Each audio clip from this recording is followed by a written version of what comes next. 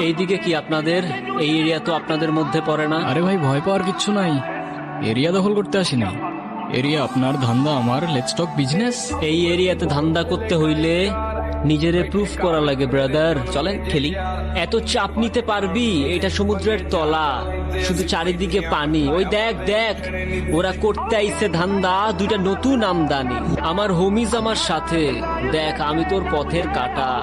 এখানে ডিল করতে আসছোস, মাসে কত কামাস কাকা? আগুন লাগাইতে ব্রো, বাংলায় আমার ধান্দা চলে। আমরা নতুন আমদানি।